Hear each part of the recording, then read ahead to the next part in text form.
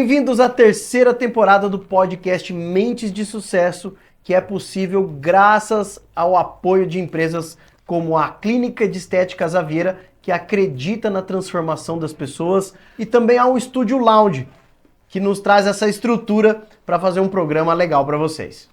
Sejam bem-vindos a mais um episódio do nosso podcast Mentes de Sucesso, podcast que conta histórias de pessoas que conquistaram seu espaço e, principalmente, melhor de tudo, que deram uma guinada e encontraram um caminho para você. E hoje, não diferente, não obstante de todos os outros convidados, cara, o papo hoje tá demais. E a gente trouxe um cara que vai ter um assunto maravilhoso. E esse cara é nada mais nada menos que um hipnoterapeuta. Olha isso, especialista em ansiedade e hipnoterapia infantil. Tem trava-língua pra caramba aqui, mas eu tô bom no negócio. Ele já trabalha com isso há mais de 2 anos aqui em São José do Rio Preto. E eu dou as boas-vindas hoje a Victor Menezes. Victor, bem-vindo ao podcast Mentes de Sucesso. Eu que agradeço, Fabiane, esse convite de estar nesse espaço aqui, compartilhando um pouco da minha história, um pouco do meu caminho para ajudar mais pessoas a saberem que é possível alcançar tudo isso e é muito bom falar sobre isso. A gente já vai entrar em hipnoterapia, é um assunto que eu tenho muita curiosidade e garanto que todo mundo aqui que assistir vai ter também, mas vou trazer um pouquinho do que a gente conversou no off aqui, Victor, e que é o que me encanta, cara, que me deixa muito desperta a curiosidade de entender por que as pessoas sempre passam por essa mudança. Cara, o Victor é hipnoterapeuta e eu perguntei, Victor, você sempre fez isso? Ele falou, não, Paviani, eu trabalhava com engenharia da computação. Olha isso, gente, o cara saiu lá de uma exata para entrar numa área tão profunda humana.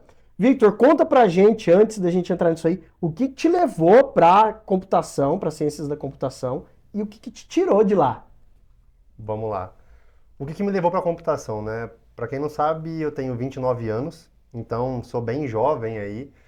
Me levou na computação foi a inspiração de alguns professores que eu tive na adolescência. Eu fiz técnico em informática e eu sempre me inspirei muito em professores, por uma ausência paterna que eu tive na infância. Eu sempre buscava alguém, um homem, assim, para me inspirar. E sempre foi os meus professores.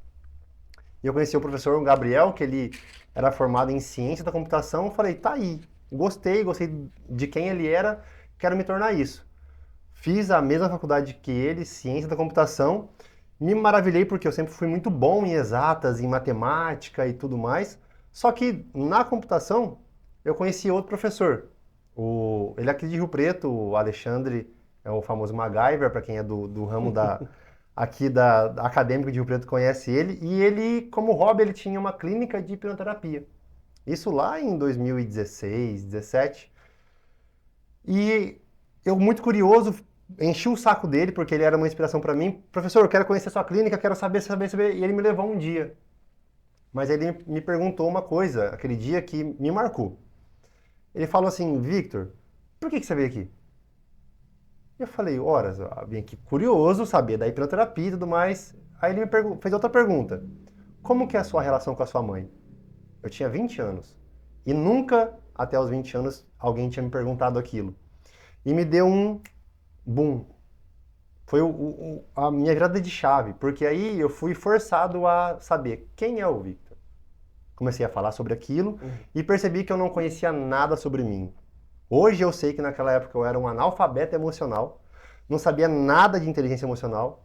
Ali eu descobri que eu era ansioso, que eu era depressivo, que eu tinha uma autoestima horrível, muito baixa. E além de tudo mais, ele me mostrou da onde que vinha aquilo. Que a gente vai falar mais depois, da infância e tudo mais. Percebi que na época eu fumava maconha e aquilo eu usava para fugir. Sim. De processos automáticos de fato da minha mente. Um entorpecente, né? Exatamente. Que te deixava... Para fugir. E me destravou tanto ali que eu nunca mais parei de estudar sobre o autoconhecimento. Me formei na computação, me tornei um arquiteto de sistema de sucesso, um professor universitário, fazia mestrado na FAMERP. E tu seguiu a carreira acadêmica Segui a ainda. carreira acadêmica, eu queria seguir aquela carreira. Mas eu percebi que trabalhando numa grande corporação, numa multinacional, sendo líder de várias pessoas, que não era aquilo que eu queria trabalhar. Por quê? Na minha visão, tá? Eu estava ajudando uma empresa rica a ficar mais rica, mas eu senti que eu podia mais. Uhum. E aí eu percebi, por que não ajudar pessoas como eu era lá atrás a saírem daquele estado emocional em que, será que tem solução? Em mostrar, em se conhecer para ter um propósito de vida. E eu percebi que eu estava trabalhando por nada ali, que não fazia nada de sentido. Passei ali um ano perdido, pensei em ser piloto de avião, pensei em fazer muitas outras coisas. Falei, eu vou sair disso. Pô, te entendo bem, cara. E depois de uma viagem para o Chile, uma propaganda de uma escola de hipnoterapia apareceu no Instagram. Falei, Aham. aquela paixão de trás voltou e falei, tá aí, vou fazer. O Instagram conhece mais a gente do que a gente mesmo, né? Pois é. Ele tava já te entregando o que você queria. E aí eu percebi que eu estava saindo de um relacionamento, Uhum. nessa época, foi no meio da pandemia. Falei, vou fazer o curso pelo menos para resolver O meu problema. o meu problema. E foi aí me apaixonei, vi que dava para ganhar dinheiro com isso, vi que dava para crescer com isso, falei, vou empurrar a vaquinha do barranco e vou transicionar de carreira. Aí 6 meses consegui transicionar de carreira e tô aqui hoje. Cara, aí se sentiu seguro de deixar pra trás e seguir um novo caminho. Vou falar a verdade para você, não fiquei tão seguro assim. Aham. Falei, deu um pouco de Vai medo. com medo mesmo, né? Porque eu trabalhava numa empresa multinacional, tinha um Aham. salário muito bom para um jovem como eu era lá atrás, há 3 anos atrás. Tinha tudo, tava o emprego dos sonhos de qualquer jovem da computação. Eu tinha aquilo, mas não me preenchia. Falava para minha mãe, para os meus amigos, todo mundo, você é doido. Você vai deixar isso para trás? Falei, cara, mas não é isso que eu quero, eu não sou feliz nisso. E aí, mesmo com medo mesmo, foi. E, cara, foi melhor do que eu imaginava. Sensacional, cara. É, é o que o Mente de Sucesso propõe mesmo.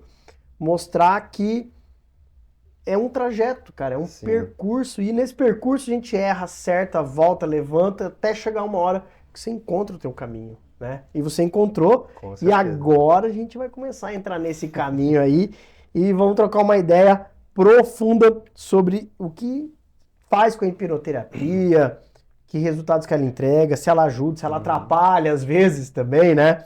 Porque nesse período que a gente está agora, né, Vitor? Parece que a gente está passando por uma industrialização dos humanos. Parece que está Sim. todo mundo querendo ser rotulado. Ah, eu tenho TDAH, está aumentando a quantidade de autista, e a gente sabe isso muito devido ao diagnóstico, ansiedade. O que você acha hoje do que está acontecendo? Por que a gente está indo por esse caminho? É muito interessante sua pergunta. Por que tem tantos casos hoje de ansiedade, de depressão? Trazendo algumas estatísticas, 10% das pessoas do Brasil são ansiosas, diagnosticadas. Uhum. Isso, diagnóstico. O Brasil é o país do mundo que mais consome tarja preta. A indústria farmacêutica lucra muito com isso. Mas por que isso é tão assim hoje? Eu falo que tem alguns motivos, né? Primeiro, a geração atual hoje está muito menos tolerante. Uhum. Segundo, pelo excesso de estímulo que nós temos hoje. Antigamente, vamos colocar 50 anos atrás, que estímulo que a gente tinha? Não tinha nem TV, energia elétrica, assim, eu lembro, minha mãe me falando na infância dela, ela foi ter TV depois dos 14 anos de idade. Minha mãe hoje tem 50 anos. Vivia numa cidade que não era tão, assim, Severine, aqui do lado. Uhum. Então, o nosso cérebro, ele não foi feito para tudo isso, esse tanto de estímulo. Nosso cérebro, ele foi feito para pequenas tarefas, uma depois a outra. E hoje a gente tem um monte de coisa para fazer ao mesmo tempo, tem que dar conta de tudo, e o nosso cérebro não foi feito para fazer isso. Então a gente está indo contra uma natureza. Para entender um pouco melhor, a gente tem que dar um passo atrás. Tipo, quem sou eu? Uhum. É uma pergunta assim muito profunda, mas resumindo bem, eu não sou o meu corpo. O meu corpo, ele é um veículo. É um veículo que me proporciona ir a algum lugar. Tá. Dentro desse veículo tem um painel de controle que é o volante, o que dá a direção, que é a minha mente. Mas eu sou a minha mente? Também não. Eu sou uma consciência que está além da mente. Porém, esse controle, esse volante, ele é construído ao longo do tempo, principalmente na infância. É lá que a gente vai conseguir saber até onde eu posso ir E aí, esse até onde eu posso ir, eu chamo de crenças, aquilo que eu acredito. Por isso que muita gente fala que você pode ir até onde você acredita. O impossível é só uma questão de opinião, como tem várias músicas falando até sobre isso. Então, hoje está muito assim porque, vamos colocar 5 gerações atrás. Imagina como seu tataravô criou seu avô. Uhum. Seu avô criou seu pai. E o seu pai te criou. Agora imagina isso mais e mais para trás. Chega uma hora nas gerações que cansa. Que, ó, já chega, o copo tá cheio. Isso, hoje uma cliente me perguntou justamente, ela falou assim, será que eu tenho maldição familiar? Eu falei, tem. Mas o que é uma maldição familiar? É algo, alguém fez uma magia para mim, uma macumba? Não. São padrões que são passados de geração em geração, em geração em geração. E hoje com comportamentais. E hoje com tudo isso de estímulo, isso está vindo muito cedo, por conta que o cérebro está sendo muito mais estimulado do que antes. Então, para mim, hoje, esse é o principal motivo. Vamos falar ali sobre ansiedade, depressão. Esses transtornos, eles têm cura? Porque você falou sobre autoconhecimento. Bom, se eu me conheço e sei que eu sou ansioso, sou depressivo, eu tenho cura ou eu simplesmente aprendo a lidar com isso e acabo vivendo melhor? Sim, muito boa. Porque a gente pergunta, o que é cura, né? Se a gente for falar hoje no Brasil, curandeirismo, hoje legalmente é proibido. Uhum. É proibido eu falar, prometer cura para um cliente, falar, não, você vai ser curado. Porque a cura, ela é uma coisa muito subjetiva. Por exemplo, a minha visão de cura hoje é eu tomar consciência daquilo que me machucou e escolher não fazer mais. Uhum. Por exemplo, quando eu lembro do meu passado, dói? Dói. Então não está curado. Se eu lembro daquilo que me machucou e não dói, para mim isso é cura. Agora falando de depressão e ansiedade. São problemas realmente até que físicos, cerebrais. Então, tem cura? Tem. Eu acredito que tenha. Tem como eu conseguir conviver sem isso de uma maneira saudável. Porém, depende do nível. Todo depressivo é ansioso, mas nem todo ansioso é depressivo. Então, o começo da depressão é a ansiedade. Começando a ansiedade aí, quanto mais tempo você empurra ela com a barriga... É uma ansiedade frustrada? Uma ansiedade frustrada que eu estou procrastinando e passo tanto tempo com isso que isso sai do meu emocional e vai para o meu físico. A depressão é uma doença física. Os seus neurônios estão doentes. E eu acredito também, de muitos estudos que eu li, que tem certos níveis de depressão que são meio que irreversíveis para o padrão de fábrica, o padrão natural. Mas não que a pessoa não possa ter melhoras, mas sim é irreversível. Então, tem cura descobrindo da onde vem. Como você falou no autoconhecimento, por que eu tenho isso? Onde começou isso? Onde que eu aprendi isso? E a hipnoterapia entra nisso aí, no descobrimento da causa, raiz. Exatamente. O propósito do meu tratamento com a hipnoterapia é descobrir a causa. Porque não adianta ficar lambendo ferida, tratando ferida, secando goteira. Porque isso não adianta, você vai ter que fazer isso pro resto da vida. Então, tudo tem uma causa. Quando você descobre, você destampa na panelinha, né? Mas você também, como terapeuta, precisa ter um trabalho para não deixar isso simplesmente destampado, uma ferida aberta, porque talvez isso possa ser até mais prejudicial. Com certeza. Como entra a hipnoterapia nesse processo assim, de descoberta e de cura? Eu faço muita analogia com a área médica, né? A hipnoterapia, ela é como se fosse o bisturi. O bisturi do cirurgião. O bisturi eu posso abrir o tórax da pessoa, mas aí o que eu vou fazer? Aí é onde entra a índole de cada hipnoterapeuta, de cada profissional. O meu tratamento em si, eu falo que a hipnose não vai te curar. Não vai. A hipnose vai permitir que a gente descubra a causa. É uma ferramenta. É a ferramenta, mas o que vamos fazer? Aí tem o processo. Imagina, uma pessoa vem aqui e, Vitor, tô com depressão. Tá, a gente faz a regressão e descobre que ela foi abusada pelo pai. E aí? O que a gente faz com isso? É uma coisa forte. Muito. Se o terapeuta não fizer nada com isso, não souber lidar com isso, sim, pode piorar. Porque Pode aí, desencadear outras coisas. com certeza. Porém, não descobrir também, deixar isso quieto, a longo prazo, o mal que vai fazer vai ser o mesmo. Só que ao longo prazo. Então, o nosso propósito é descobrir a causa e ressignificar. Por quê? Se eu der um outro significado para aquilo na minha memória, tirar a emoção de dor e substituir essa emoção por outra mais saudável, eu vou lembrar disso e não vai me doer tanto. Porque, Paviani, um trauma, ele não vem como memória. Um trauma, ele vem como comportamento.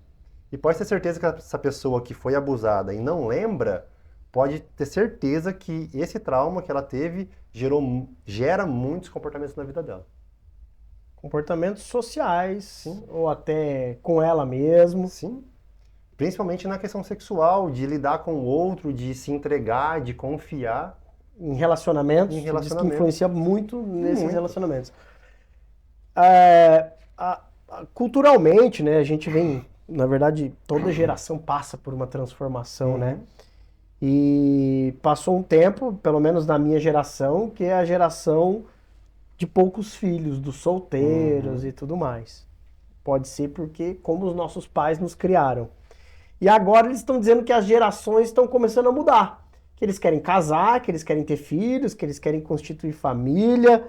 E você vê que isso realmente é por causa dos pais? Tem alguma outra influência? Ou é esse hiperestímulo? As pessoas estão querendo fugir disso? O que é essa transformação geracional? Cara, é muito doido isso, né? Porque eu já atendi pessoas de quero ter filho, mas por vários motivos. Atendi uma mulher uma vez que ela descobriu depois do terceiro filho que ela tinha filho para não ficar sozinha. Isso é forte? Como que eu tô colocando a responsabilidade disso numa Até criança? porque você vai ficar sozinho. Você vai ficar Em sozinho. alguma hora você vai. Exatamente. Mesmo estando cercado de pessoas, eu posso me sentir sozinho. Então, hoje a gente é uma sociedade hiperconectada, mas muito sozinha. E o ser humano é um animal sociável, que precisa de alguém do seu lado, estar socializando isso aqui, ter contato humano, saber, porque senão, se ficar só sozinho na caverna, isso adoece. E o que essa geração mais faz hoje? O celular aqui, ó, sozinho ali. É engraçado. Eu já vi casos de pessoas, uma perto da outra, não conversam. E ela manda mensagem para outra que não tá ali. Aí quando ela tá com a outra, ela manda mensagem para essa que tava com ela, mas ela não conversou. É muito bizarro isso. Cara, a gente conversa mandando meme. Na mesma mesa, né? Você tá aqui, você manda uma coisa pro outro e o outro manda outra coisa para você. É um diálogo maluco isso. Essa interação social que faz justamente isso. Porque todo ser humano tem algumas necessidades básicas dentro de si. Uma delas é não ficar só. E o medo de ficar sozinho é um grande problema, né? Exatamente. Esse medo de ficar sozinho, pra você ter noção, ele é a causa de, olha, arriscando aí, 70% de casamentos falidos, de paternidades falidas, de amizades ruins. E esse medo de ficar sozinho gera ansiedade, ou a ansiedade gera o medo de ficar sozinho, uma retroalimenta a outra. O medo de ficar sozinho gera ansiedade, gera preocupação. Porque o que é ansiedade, Paviani? É um estado de alerta constante. Por que eu fico alerta? Porque eu me sinto em perigo. Perigo, perigo, perigo. Mas por que ficar sozinho é perigoso? Isso não é de hoje. Hoje ficar sozinho não é tão perigoso assim. Mas se a gente voltar 200 mil anos atrás... Era muito perigoso. Na selva, sozinho. E aí, a partir de lá, a gente começa a compreender o porquê desses medos. Hoje que a gente não consegue compreender o porquê. Porque, vamos supor, era perigoso lá atrás se eu tava no meu grupo assim, um ajudando o outro a sobreviver. Mas se eu fosse rejeitado desse grupo e expulso? Muito perigoso. Por isso que hoje... E aí você tinha que se submeter. Por isso que hoje, o risco de ser rejeitado ainda está dentro de nós. Por isso que o medo de ficar sozinho, que no fundo é o medo do abandono, o medo da rejeição, faz eu aceitar me submeter a coisas que não são saudáveis. E você acredita, na verdade, acaba sendo até um pouco óbvio essa pergunta, né? Porque você respondeu lá no comecinho. O quanto a indústria lucra com essa condição emocional, né? Eu vou até falar alguma coisa que podem não gostar ou não. Eu tenho muitas ressalvas em relação a psiquiatras. Não diretamente a eles. Eu sei que muitos têm uma abordagem.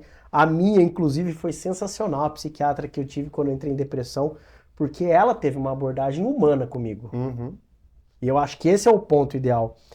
Mas eu vejo, por exemplo, um médico falou do meu filho, você precisa levar o menino no psiquiatra para entender. Eu falei, não, mas peraí, cara. E aí você fica com medo, cara, vou no psiquiatra, ele vai meter um remédio no meu filho, vai não sei o que lá, e vai transformando ele num dependente. Essa lucratividade é estimulada por essa indústria. Você vê que, por exemplo, eles ajudam talvez a hipnoterapia não ganhar uma posição maior, ou que seja psicanálise, outras terapias diferentes, e preferem colocar o paciente dentro desse tratamento medicamentoso? Com certeza. Não só a indústria farmacêutica, mas os cientificistas, né, que são diferentes dos cientistas, aquele tipo de terapeuta, de médico, de profissional, que acredita pura e unicamente na ciência. Aquela pessoa que o que é científico é o verdadeiro, a coisa que existe, se tem evidência é verdade, se não tem é pseudociência e não funciona. Eu já penso totalmente contra nisso. Totalmente contra. Não tem evidência, mas não quer dizer que não exista. Então, é óbvio, né? Se eu tenho uma vaquinha que me dá leite, eu vou querer perder ela? Não. Quanto mais vaquinha eu tenho para me dar leite, melhor eu posso ser. E o quanto a indústria lucra com isso é, assim... Pra você ter noção, já recebi clientes de gastar cerca de R$2.000 em ansiolítico por mês. Uma pessoa, R$2.000 por mês. Nossa. É muito dinheiro. Pessoas que fizeram terapia com o mesmo terapeuta durante 10 anos. Toda semana ali. Sim. Então, tanto que mês passado foi ao Congresso uma proposta de lei para somente psicólogos e médicos psiquiatras terem a permissão de fazer psicoterapia. Que é a terapia da psique, não é exclusiva deles hoje. Mas eu falo, se cientificamente comprovado hoje, existe uma abordagem chamada TCC, Terapia Cognitivo-Comportamental. Sabia que exercício físico, academia, musculação, exercício físico intenso, tem maiores evidências de melhora do que essa própria terapia? A minha médica falou, em 6 meses eu tive alta do meu tratamento. Mas na verdade com 3, 4 eu já estava bem.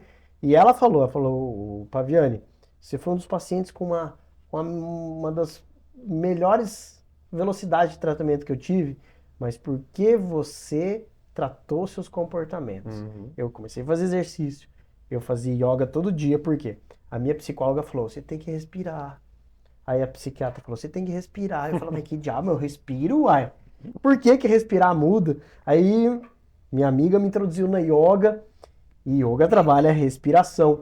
E cara, eu descobri ali por que mudava tanto. Então, esse ato de respirar, ele mudou muito porque você para de pensar nas coisas, você pensa na sua respiração, você aprende a viver o agora. Aí você tira o futuro da depressão e o futuro da ansiedade, o passado da depressão.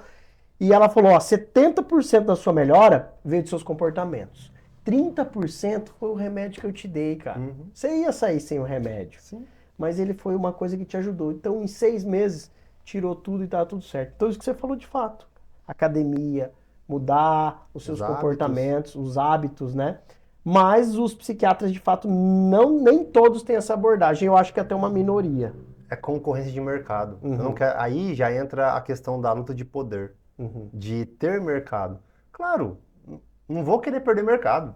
Se eu tenho um monte de clientes, se eu consigo E manter se eu eles ali. posso, no sentido comercial, se eu posso tornar eles dependentes de mim, é melhor Com financeiramente, certeza, né? com certeza. Eu como psicólogo, tenho uma cartela de cliente ali que vai me dar uma renda. Uhum, Se eu não tiver com o propósito de libertar aquele cliente, aquele paciente, claro que eu vou querer ele sempre comigo ali. uhum. Claro que eu vou querer. É a mercantilização da profissão, né? Com certeza. Então, lucram muito com isso. Qual foi o caso mais transformador que você já atendeu com hipnoterapia? Muito legal. Eu acredito que não foi o mais, assim, incrível de, meu Deus do céu, que loucura, mas foi o que teve mais resultado. Assim, a mudança foi muito nítida. Uhum, Uma vez eu atendi um advogado, ele estava num ponto de quase morar na rua. Ele não tinha renda, ele trabalhava com um irmão de favor ali, mas ele já estava alcoólatra, ele já estava assim, sem se alimentar direito há meses, só no álcool, na pornografia e tudo mais. Enfim, nem o corpo dele funcionava direito. Pra você ter noção, ele morava atrás do HB. A minha clínica fica do lado da represa. uhum. Ele foi a pé do HB na clínica, para a primeira consulta. Vermelho, quase com cirrose, assim. Ele falou, pelo amor de Deus, me ajuda que eu vou morrer. Vamos lá. É um advogado, ele não gostava de trabalhar. Investigando, descobrimos que ele fez a formação dele por conta da vontade dos pais. E aí ele não queria e não tinha forças para lutar contra aquilo, porque pais muito controladores e tudo mais. Vamos tratar. Cara, em 3 meses, o cara voltou a trabalhar, voltou a advogar, porque aí ele voltou a gostar da profissão, mas porque ele tinha outro motivo. Ele voltou a ter uma moradia, ele voltou a comer bem, o intestino dele voltou a funcionar. Um cara que literalmente estava quase vivendo na rua, quase, conseguiu dar um 360, essa guinada que você fala. Esse foi o caso de mudança mais brusca. Uhum. Agora, casos mais incríveis, assim. Uma das primeiras clientes que eu atendi foi uma mulher, na época ela tinha uns 30 anos, e ela tentava suicídio desde os 6 anos de idade. Ela vivia com uma dor profunda dentro do peito, como física mesmo. Física. E ela já fez tratamento de aquele choque no cérebro, que pagou Uhum. 30 mil reais daquilo. Não tinha mais psiquiatra, não tinha mais remédio que solucionasse aquilo. Ali em 5 consultas, ela parou de sentir aquela dor no peito, ela parou de pensar em suicídio. Claro, um caso profundo como esse infantil, ela tinha ainda alguns altos e baixos, que Sim. são naturais, mas nada perto daquilo que ela tinha antes. Uhum. Então esses dois casos foram os mais surpreendentes. E você falou 5 sessões? As Sim. sessões acontecem a cada quanto tempo? Geralmente o meu tratamento ele vai por volta de 4 a 6 semanas. Por quê? Semanal. Não. Cada consulta, o intervalo entre elas é de 4 Ah, a 6 nossa, semanas. tem bastante, um espaço grande para Exato. digerir Para isso. digerir tudo isso, porque é bem profundo. É Aham, como eu falo que a hipnoterapia, eu trabalho com ela como se fosse uma cirurgia. Eu não posso fazer uma cirurgia toda semana. Se eu preciso fazer várias, eu faço uma, eu dou tempo do meu corpo se recuperar e faço outra. entendi. Porque o corpo físico, ele funciona muito próximo da mente. Porque a mente ela pode se machucar, o emocional pode se machucar, e uma ferida emocional ela dói tanto quanto uma física. E quando eu trato ela, ela vai cicatrizar e ela leva um tempo para cicatrizar e parar de doer. Não é pílula mágica do dia para noite, igual tomar um sertralina, em 3 dias eu estou resolvido. Então, é mais ou menos assim. É verdade que a ansiedade tem origem na infância? Com certeza. Eu falo, Paviane, que a infância é um chão que a gente pisa a vida toda. Principalmente de quando a gente estava na barriga da nossa mãe até os 5 anos de idade. Por quê? Lembra que eu falei um pouco atrás da rejeição, do abandono lá dos povos antigos? Então, isso para uma criança é muito nítido. Porque quais são as causas da ansiedade na infância? Existem mais ou menos 5: rejeição, abandono, traição, humilhação e injustiça. De novo, rejeição, abandono, traição, humilhação e injustiça. Essas são as 5 dores da alma. Por quê? São dores que ferem essa nossa sociabilidade. Porque se eu tiver uma dessas dores, eu não vou me sentir protegido, eu não vou me sentir amado, eu não vou me sentir importante, eu não vou me sentir acolhido, eu não vou me sentir seguro. E são justamente as 5 necessidades de uma criança. Então, essas dores, esses traumas, eles vão justamente o oposto das necessidades que uma criança tem. Ah, mas e se uma criança não se sentir importante? Ela vai crescer achando que ela não é importante. E isso gera comportamentos. Então, mas como que eu sei se eu tenho? Como que eu sei? Ai, como que eu sei se eu tenho a rejeição? Como que eu sei o que aconteceu lá? Como que eu sei se eu sou ansioso? Como que eu consigo identificar coisas silenciosas que a gente não vê no dia a dia, né? Imagina que você passou pela rejeição ou pelo abandono, que são as mais comuns, tá? Uhum. A rejeição, principalmente, é a primeira. Você pode sentir ela na barriga da sua mãe. Porque no Brasil hoje, qual que é a porcentagem de gravidez planejada? É. Então, quase todo mundo tem rejeição. Isso é padrão. Padrão. E na hipnose você consegue identificar, inclusive, esse nível de rejeição lá intrauterino ainda? Com certeza. Com certeza. Pelos hábitos que a pessoa tem hoje. Por exemplo, uma pessoa que sofreu rejeição na infância, hoje é um adulto que tem dificuldade de falar não. Uhum. Um adulto que acha que tem que dar conta de tudo sozinho. Um adulto que tem dificuldade de pedir ajuda e de aceitar ajuda quando oferecida. Um adulto que não gosta de incomodar os outros. Um adulto que tem dificuldade de desagradar, de ir contra, de questionar, de dar a sua opinião contrária quando tem alguém mais influente. Um adulto que tem dificuldade de lidar com autoridades. Um adulto que tem dificuldade de lidar com críticas. Nossa, mas parece tão normal isso no dia de hoje, né? Eu não sei, acho que você está falando de mim. Por quê? É porque... A gente começa a analisar agora por que eu tenho isso. Aham. Por um mecanismo de defesa. Um instinto de sobrevivência. Lembra? Bom, eu falei, vamos supor que você passou pela rejeição. Então lá Certo. atrás você foi rejeitado. Mesmo que não tenha sido, Sim. mas eu tive a percepção de rejeição. Exatamente, porque a gente entra na interpretação. Uhum. Eu posso me sentir rejeitado sem ser, dependendo do jeito que eu interpreto. Então imagina que você interpretou que você foi rejeitado. O seu corpo sabe que isso doeu muito. Ele não vai querer passar por isso. E ele vai tentar te defender. Como que ele faz? Sendo agradável. Por quê? Se eu te disser sim, se eu me importar com a sua opinião, se eu te ajudar, se eu for bonzinho com você, se eu não te incomodar, se eu te ajudar, você vai gostar de mim, não vai? E quais são as chances de você me rejeitar gostando de mim? Uhum. São baixas. Isso para uma criança. Para um Uhum. adulto, não. Claro, a gente sabe que eu posso ser traído por uma pessoa que gosta muito de mim. Claro. Mas para uma criança, ela acha que é assim que ela vai conseguir. Então, a criança ela vai crescer fazendo de tudo para agradar os pais, para assim merecer o amor deles. Porque a rejeição fez ela acreditar que ela não merecia o amor deles. Então, ela deixa de ser ela para passar a ser aquilo que os pais querem. E existe uma idade que você pode começar a trabalhar com a hipnoterapia? Tipo, até essa idade não, a partir daqui dá? Eu, particularmente, eu trabalho a partir dos 6 anos. Uhum. Mas eu tenho amigos meus, terapeutas, o professor meu, que sobre hipnose infantil, ele começa a partir dos 4. Porque ele tem mais jeito, ele é professor infantil e tudo mais, ele Sim. foi professor infantil. Eu já não tenho tanto esse tato com crianças mais novas. A partir dos 6 anos, a criança começa a confiar mais no terapeuta. Mas antes disso, é meio difícil fazer uma criança ficar parada, sentada e te escutar. Ainda mais fechar os olhos, né?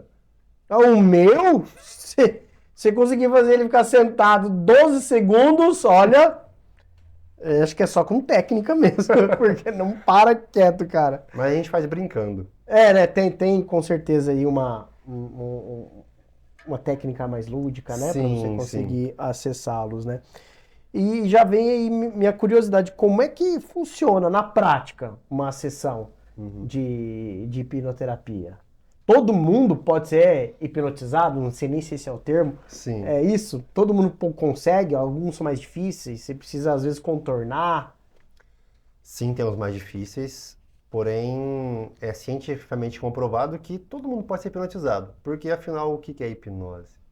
É uma coisa muito simples que todo mundo aqui nessa sala aqui já foi hipnotizado, mas só que não sabe. Por exemplo, já se emocionou vendo o filme? Já sentiu raiva, Sou medo? chorão pra caramba, Então. velho. Isso é a coisa mais fácil.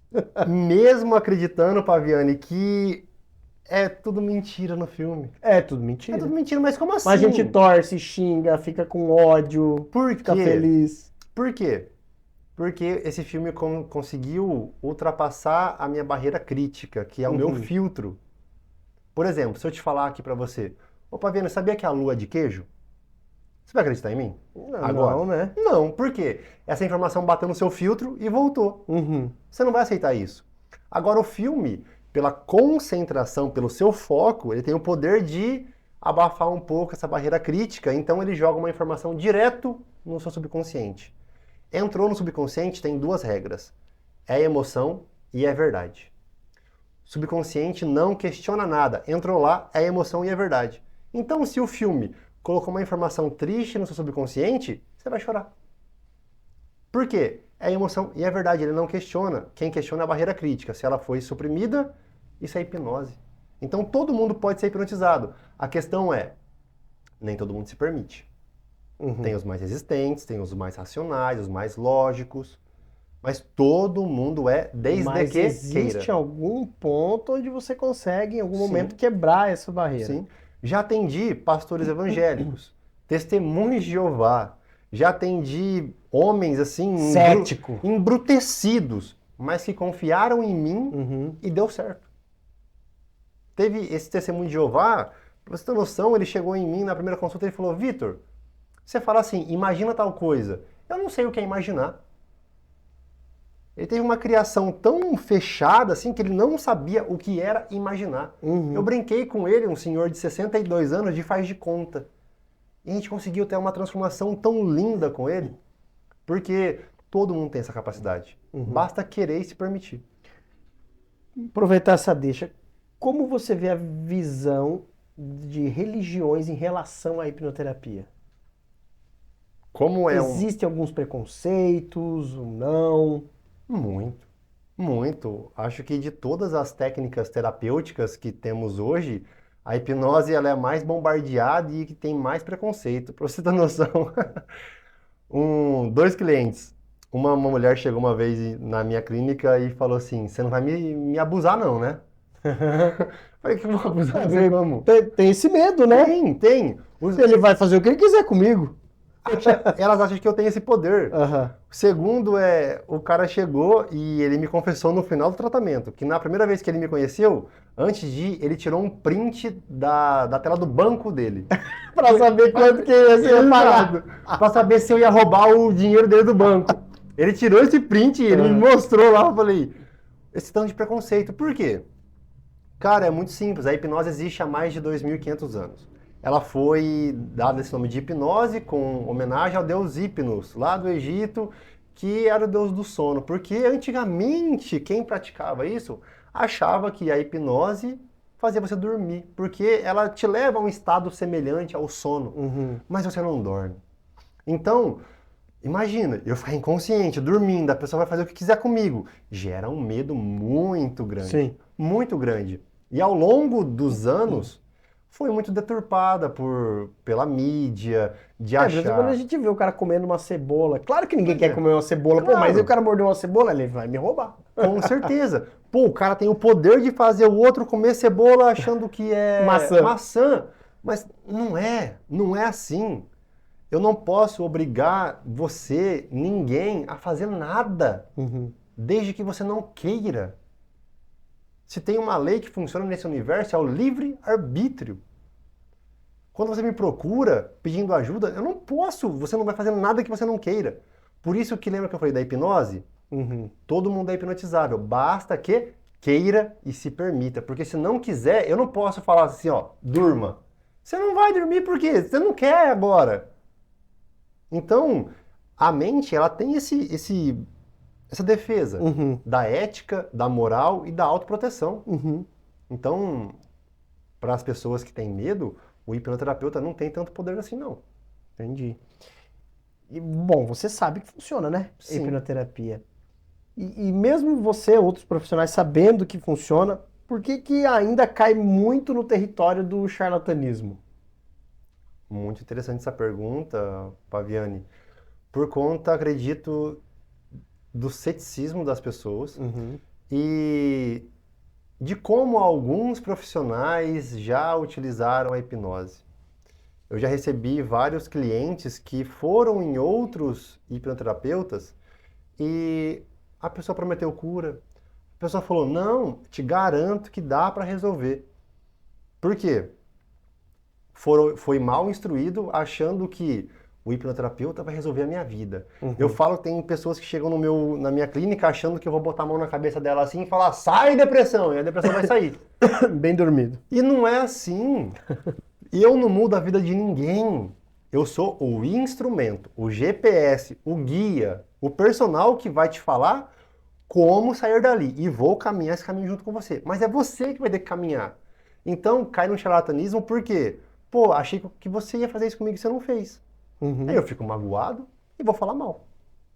Então, é muito da visão que as pessoas têm dessa transformação, né? Muitas Uhum. pessoas acham que a hipnose vai mudar a sua vida. Não, é você que vai. A hipnose vai proporcionar isso.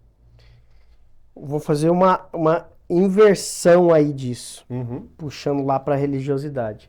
A gente vê muitos fenômenos, sei lá, que se pode chamar assim, espirituais, principalmente no espiritismo, no sentido Uhum. de incorporações e tal.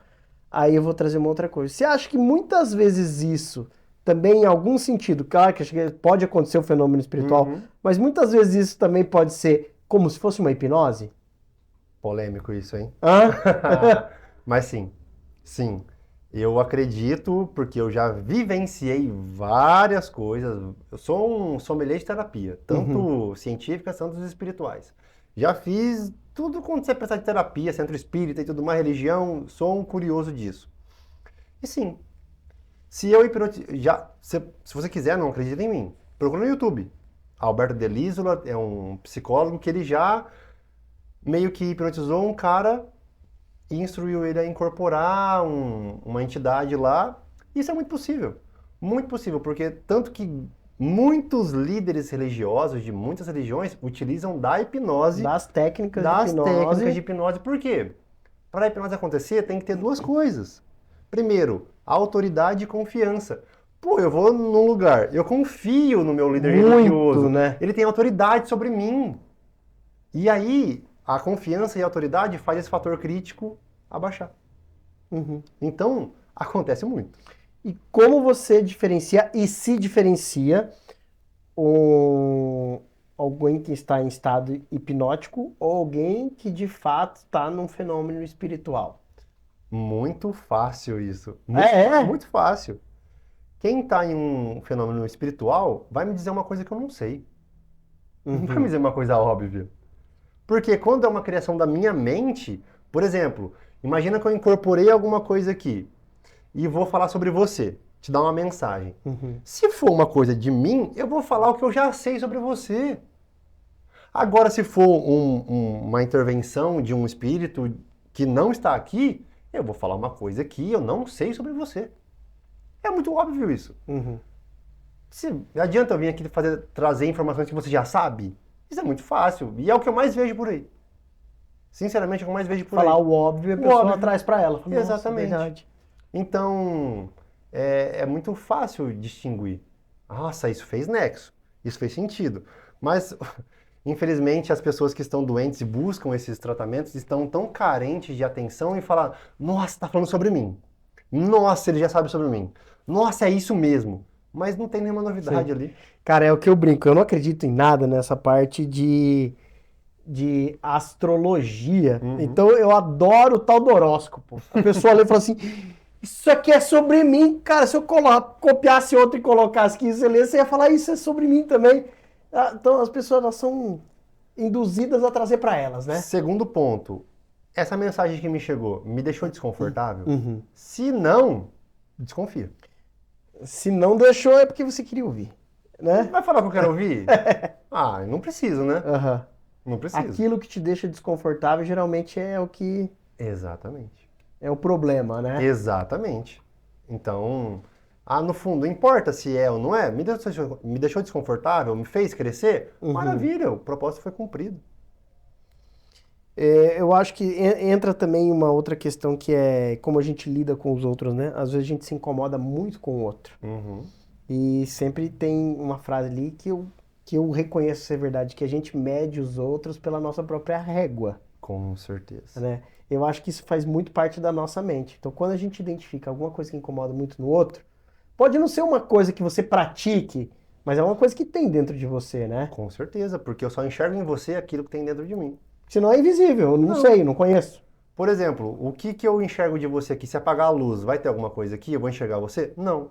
Então eu vejo a luz refletida em você.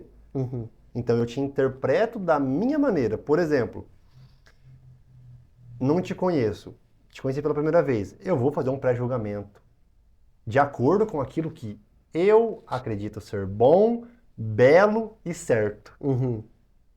Então o que eu vejo em você é justamente o que eu tenho em mim. Entendi. Bom, ó, terminamos aqui hoje a nossa primeira parte do podcast com o Victor Menezes. Tá incrível. Acompanha @souvictormenezes, @opaviani, @podcastmds e podcast Mentes de Sucesso no YouTube.